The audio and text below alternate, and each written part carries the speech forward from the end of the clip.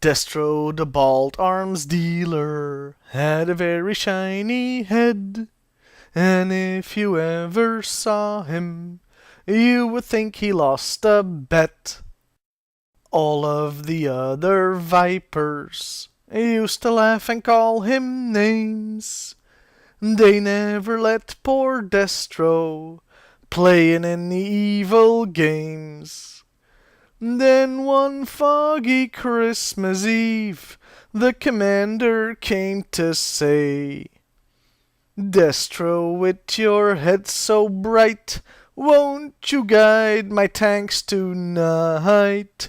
Then all the vipers loved him, as they shouted out with glee, Destro, the bald arms dealer, you'll go down in history like Attila the Hun. Hey, welcome to Half the Battle, and welcome, my friends, to Christmas! And this year, I'm gonna be talking about those cobra claws that came to town. Again.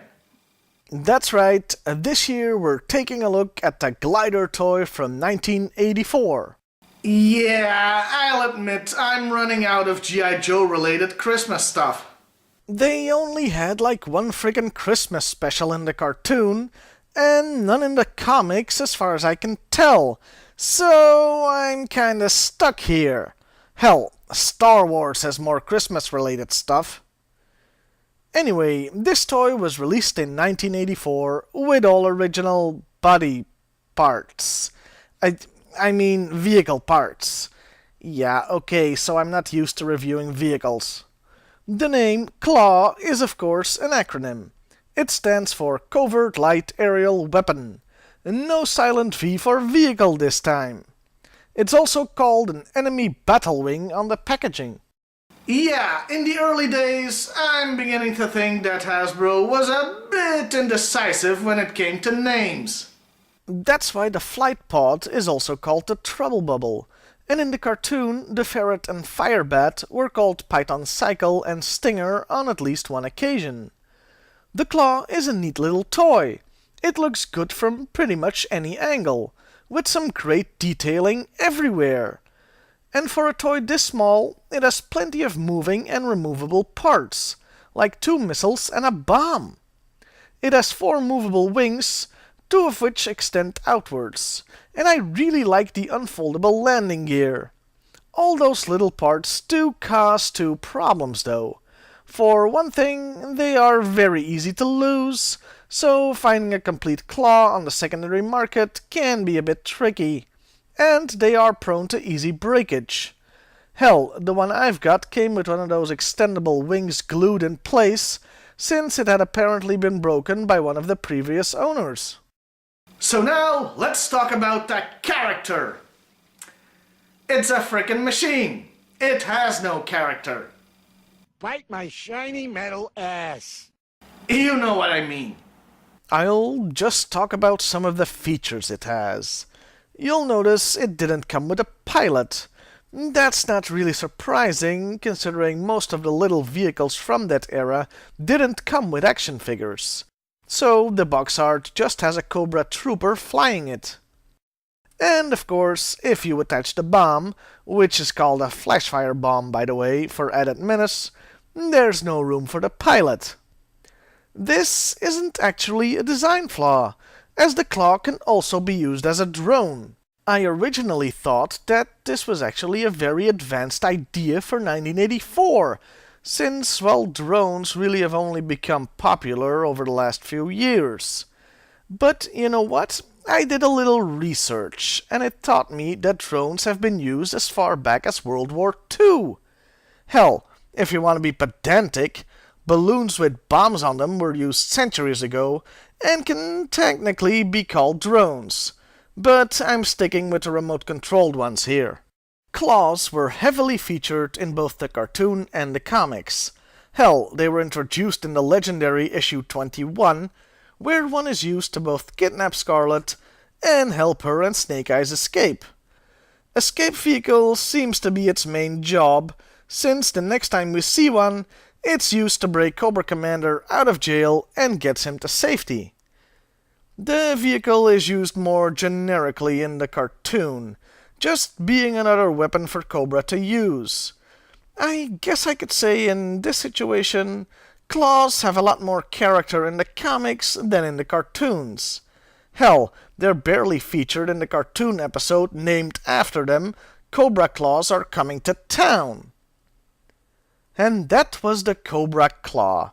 A great little vehicle you should definitely consider picking up, providing you can find a complete one. I've seen them sold for less than $20 on eBay, complete, so it isn't even a huge investment like some other toys are. You know, this is all very well and good, but it is supposed to be a Christmas special, right? And since I've run out of G.I. Joe things to talk about, why don't I just tell you what I do every Christmas? Well, apart from the obvious awesome Christmas dinner with family and all that. There are two things I will not do without. First, I watch the Doctor Who Christmas special. I love every single one of them, no matter what some psychotic tyrants may think.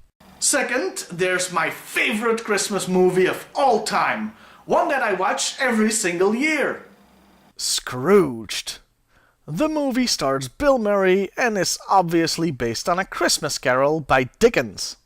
And it's the most fun adaptation of it I've ever seen. Not the weirdest, though. That's still Pac-Man. What? Pac-Man was totally based on A Christmas Carol. One guy getting chased by 4 ghosts? Yeah, 4. Everybody always talks about Scrooge being visited by 3 ghosts, but people forget he got visited by the ghost of his business partner first.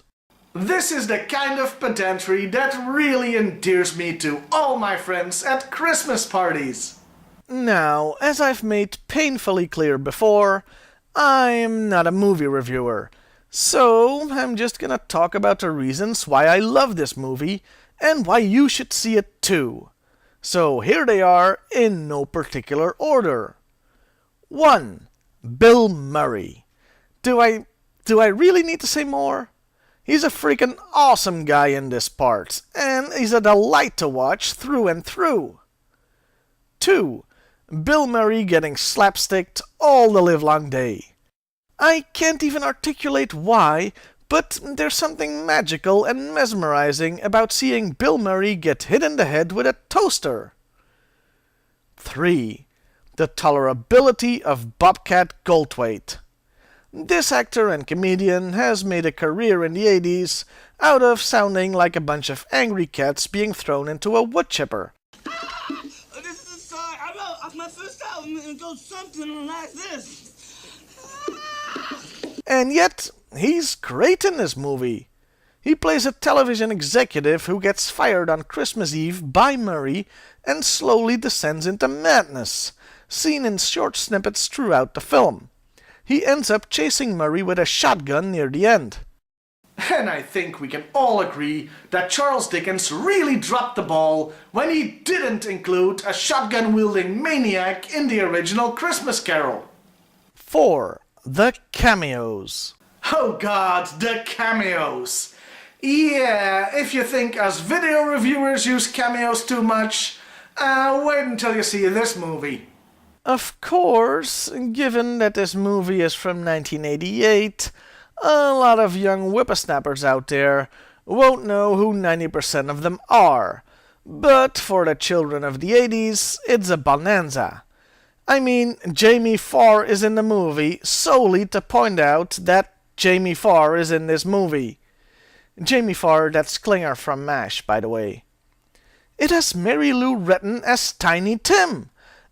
Sort of. Tiny Tim is actually Calvin in this movie, which brings me to point 5. It's the inception of A Christmas Carol. Murray's TV station is putting on a live performance of A Christmas Carol, while Murray's character is simultaneously going through his all hellish version of it. I love the framing device here, since you're getting the classic story right alongside the new one. And 6. The sing-along.